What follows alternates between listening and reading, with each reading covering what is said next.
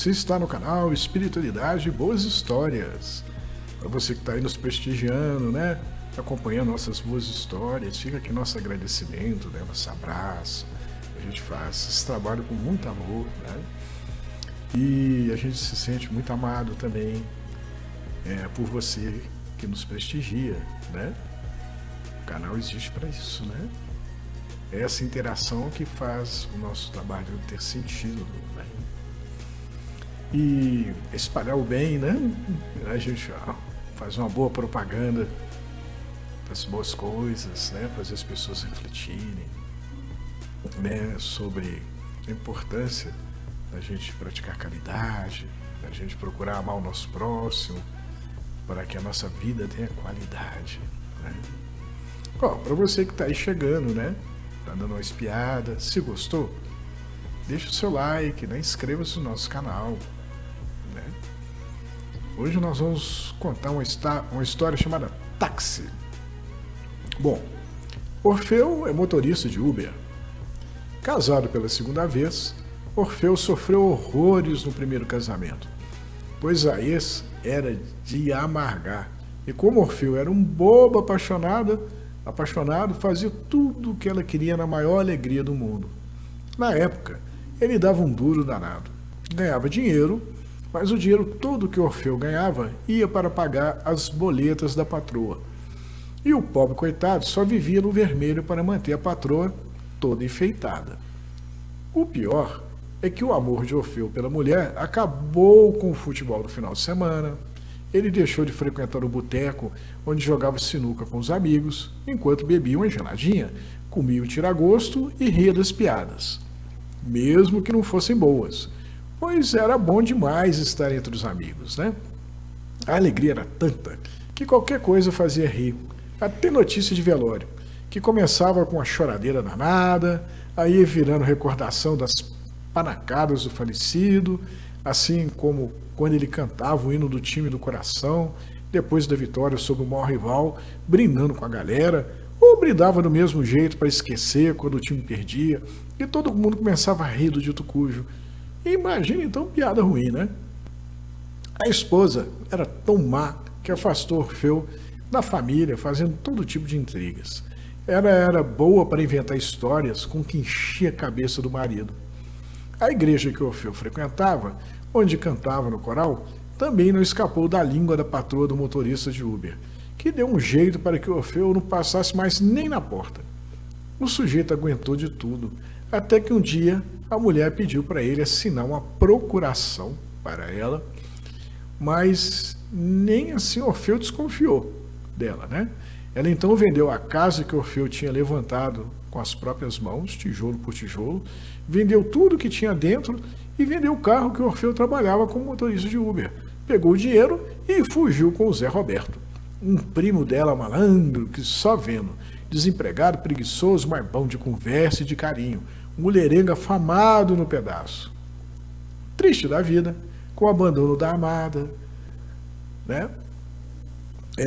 Ainda teve gente que ficou zoando da cara de Orfeu, dizendo para ele não chorar, porque assim que o dinheiro das coisas que a mulher dele vendeu para fugir com o amante acabasse, ela ia vir correndo para ele, se dizendo arrependida, quando então Orfeu podia voltar a ser feliz com a sua amada, pelo menos até arrumar mais dinheiro para que a amada dele voltasse a fugir com o Zé Roberto.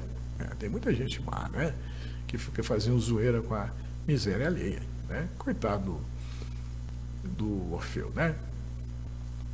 Acontece que quando a ex de Orfeu veio atrás dele, depois da aventura com o Zé Roberto, deu de cara com a Fátima. O Orfeu não era bobo, né? A mulher lá voltou para ir atrás dele, depois que o dinheiro acabou, né? Que o amante mandou ela embora, bateu na porta da casa do Orfeu, na hora que abriu, quem abriu foi a Fátima. Né? Isso acontece, hein? Fátima é gente boa, adora o Orfeu, coração grande, mas quando viu quem havia batido na porta dela, fechou a cara para a ex do Orfeu, que, assustada com a cara feia da nova companheira do motorista de Uber, saiu correndo para nunca mais voltar. Boa essa Fátima, né? Fátima havia sido criada pela tia Eufrásia. Na casa eram a tia, Fátima, e as primas Gioconda e Marialva. Os pais de Fátima haviam vivido um amor intenso, mas não o suficiente para a filha, né? Sobrou para ela. Eles então decidiram sair pelo mundo em busca de felicidade. E como não queriam ter uma criança para atrapalhar, deram a casa para Eufrásia, que vivia de aluguel, e encheram a conta dela no banco, que vivia no vermelho, em troca de ela cuidar de Fátima, né? Vira e mexe, Fátima recebia notícias dos pais de algum lugar do mundo. E quando eles se comunicaram com ela do foguete em órbita, aquele foguete lançado pela SpaceX do Elon Musk, né? Foi uma sensação na casa da tia Eufrásia, né? Todo mundo, né, viu lá pela tela, os dois lá boiando na gravidade zero, dando tchau para Fátima, né? Mimada, tudo o que queria, Fátima tinha. Ela gostava de se cuidar, tinha personal trainer, nutricionista e não saía do salão de belezas nem do shopping. Entretanto, Fátima não dava mole para as primas, curtindo deixá-las passando vontade das coisas. Fátima era malvada, né? Gioconda, por exemplo, era gordinha, tinha problemas com peso e lutava desesperadamente para emagrecer. Apesar da balança, vivia dando porrada nela. Ela vivia suplicando a atenção da prima rica para o problema, mas Fátima só fazia rir da cara dela. Marielva não tinha problema de peso, mas era feia que doía. E se Fátima quisesse, bem que podia ajudá-la, pagando para a prima, pobre, um pacote de embelezamento, nem que fosse mais barato, né? Nesse salão de beleza, né? Já a tia morria de vontade de matar a sobrinha, né? Que não perdia a oportunidade de chamá-la de velha, esclerosada, sem noção, fóssil, e por aí vai, né? Mas se a tia fizesse o que queria, ia ficar sem o rico dinheirinho que mantinha a vida boa de toda a família. Portanto, o negócio era aguentar, né? Porque quem dava o dinheiro para bancar as contas da família eram os pais da Fátima, né? E se ela brigasse com a Fátima, aí os pais com certeza iam cortar a grana, né? Tirar a Fátima da família, né? O tempo foi passando e Fátima se formou em Direito, quando então recebeu a notícia, através de uma mensagem de vídeo dos pais pelo WhatsApp, que a partir de então, ela que se virasse para ganhar dinheiro e pagar as próprias contas. Mas, como assim, pai? Estamos no Tibete, filha.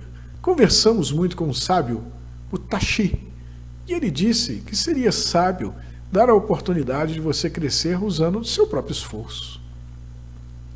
O rosto do oriental apareceu na tela do celular e Fátima arregalou os olhos ameaçadoramente para ele. Se sobreviver sem meu dinheiro e o da sua mãe por 1 ano, voltaríamos a bancar os seus abusos. Não ia dar para continuar na casa da titia, é claro, pois Fátima não tinha nem para ela, quanto mais para a titia e as primas. Mas antes de sumir, Fátima precisava arrumar um trouxa para bancá-la e abrigá-la. Com aquela cara de bonequinha, Fátima sabia que não seria fácil a empreitada. Portanto, resolveu passar a usar um visual mais descolado, quando das horas livres, e um terninho de advogada, quando estivesse trabalhando, já que até ela arrumar um trouxa, teria que trabalhar para se bancar. Desesperada, Fátima pegou um Uber e foi para o escritório de um amigo, um cara que ficou rico dando golpes na praça que tinham a ver com investimentos fajutos. Boa tarde, moça. Fátima olhou para o motorista e viu que até que ele era um cara bem apanhado. Boa tarde, moço. Papo vai, papo vem. Fátima descobriu que Orfeu havia sido largado pela esposa, que a danada tinha pego o dinheiro da venda da casa do casal, construída pelo marido, do carro do Orfeu, do carro que o Orfeu usava para trabalhar e de tudo mais que ele tinha, e fugiu com os Zé Carlos. Mas Orfeu deu a volta por cima e havia comprado outro carro e outra casa, superado a falta da ex e agora estava pronto para arrumar uma mulher nova. Por outro lado, Orfeu ouviu da advogada que ela tinha acabado de se formar com muita dificuldade e que estava atrás de trabalho, e também de um amor, já que enquanto esteve estudando não havia tido tempo para as coisas do coração. Ah, Fátima, cascateira, né? Terminada a corrida, Orfeu deu o cartãozinho de visitas para a Fátima. Se precisar, doutora, é só me chamar. Depois de saltar de dentro do carro, Fátima correu para o edifício onde um amigo investidor esperava. Apesar do terninho sem graça, você tá bonita, hein, Fátima? O terninho é para mostrar que sou humilde e trabalhadeira, né? Gustavão soltou uma gargalhada. Ha, ha, ha. Você, Fátima? Negócio seguinte, Fátima. Eu comprei uma mina de ouro no interior da Bahia e preciso de recursos para começar a explorá-la. Então, abri uma empresa, a Gold Mine, e estou vendendo as ações dela. E como você é conhecidíssima entre os ricaços, garanto que vai vender todas as ações disponíveis. Mina de ouro? Gustavão soltou outra gargalhada. Haha, é um negoção. Assim que o ouro começar a aparecer, o valor das ações vai multiplicar. Bom, já que é assim, então eu quero metade do valor das vendas. Olhando meio sem jeito para Fátima, Gustavão abriu um sorriso bobo. Estendeu o braço, oferecendo a mão e apertou a mão de Fátima, que havia também ofertado a mão dela, sem grande entusiasmo para o aperto de mãos. Negócio fechado, minha amiga. No dia seguinte, lá vai Fátima atrás dos conhecidos com a proposta do investimento milionário. Boa de conversa, vendeu um bocado de ações da Gold Mine. Até a tia e as primas entraram nessa. E quando Orfeu comprou algumas, Fátima aproveitou para combinar uma saída com ele, quando começaram a namorar. O ano passou rapidinho, e quando chegou a época dos acionistas oferirem os ganhos de suas aplicações nas ações da Gold Mine, Fátima ficou sabendo que a mina não existia. Pouco antes de Gustavão pegar o avião para Dubai. Então, pouco antes do Gustavão sumir, é que ela ficou sabendo que a mina não existia, que aquilo que ela estava fazendo era um tremendo golpe. Olha, Fátima, se eu fosse você, vinha comigo usufruir dessa vida boa que Deus nos deu com o dinheiro dos otários que compraram as ações da Gold Mine. Sabendo que se não aparecesse com o dinheiro prometido para os acionistas, eles a linchariam, Fátima pensou seriamente em se mudar do país. Quem sabe até encontrar com os pais. Como precisava voltar para casa e arrumar suas coisas, Fátima pegou o carro e saiu voando. No caminho, pensou no namoro com Orfeu, nos sonhos da tia e das primas de poderem uma vez na vida torrarem uma grana no shopping com os dividendos das benditas ações, nos amigos que haviam confiado nela. Distraída, Fátima não viu quando o caminhão que ia na frente do carro dela freou. O acidente foi feio. E uma ambulância saiu a toda berrando e piscando do lugar do desastre com Fátima desacordada dentro. Fátima então abriu os olhos e viu que estava no meio do nada. Um tanto desorientada, notou que alguém se aproximava e viu que o dito cujo era baixo, gordinho e oriental. Quem é você? Ah, sou Tashi. É mesmo? Você é o cara que está com meus pais no Tibete, o infeliz que deu a ideia para eles de cortar a minha mesada. Tashi sorriu um grande sorriso. Que bom que não se esqueceu de mim, Fátima. Onde que eu estou? Não é essa a pergunta certa. Você quer mesmo saber como faz para sair daqui, não é? Fátima pendeu a cabeça para frente e para trás, fazendo pequenos movimentos. Olha, Fátima, é só atravessar os 100 quilômetros de deserto que encontrará um sinal de civilização. Nossa, 100 quilômetros nesse calor será bravo. Você vê aquela bicicleta ali? Fátima olhou para onde Tashi apontava. Saiu correndo e subiu na bicicleta.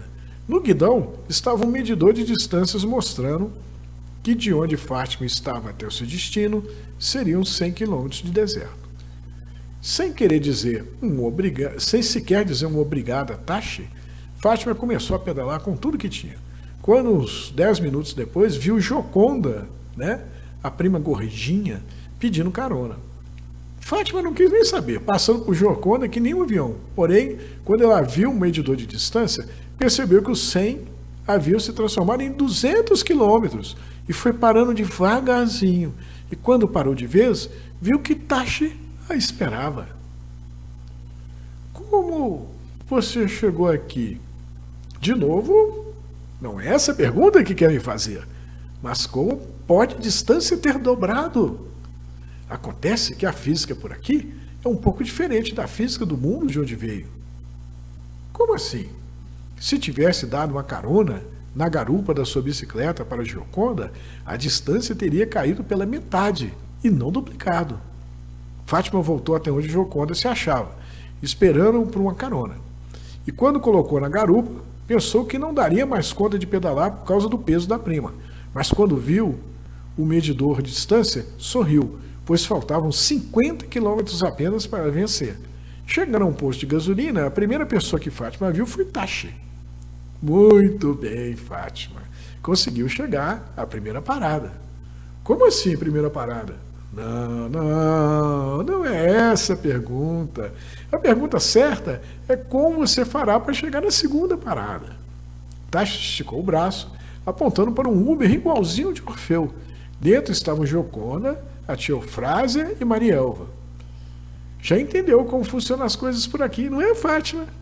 Ela não respondeu, simplesmente correu até o táxi, sentou-se no banco do motorista e lá foram elas por uns 200 quilômetros. Fátima havia conversado um bocado com Gioconda quando estava na bicicleta, tendo ouvido 50 quilômetros de reclamações, pois Gioconda se dizia pobre, feia e gorda, porém não havia perdido ainda as esperanças nos dividendos mágicos das ações. 200 quilômetros depois de reclamações da tia e das primas, Fátima volta a encontrar-se com Tashi. E dessa vez ele mostrou a ela um ônibus cheio com todo mundo que foi ludibriado por Fátima. Foram os piores 500 quilômetros da vida de Fátima, pois ouviu reclamações de Deus e todo mundo, e todos, apesar dos sofrimentos corriqueiros, ansiavam por colocar a mão nos dividendos das ações da Gold Mine. No caso, o motorista era Orfeu, quem dirigiu todo o percurso, sorrindo feliz do casamento que ele e Fátima teriam, com direito a festa, banda de música, 4 ou 5 filhos e viagem para Caldas Novas, em Goiás. Quando o ônibus parou, Fátima saiu correndo, dando de cara com Tashi na porta do hospital onde o corpo dela estava internado.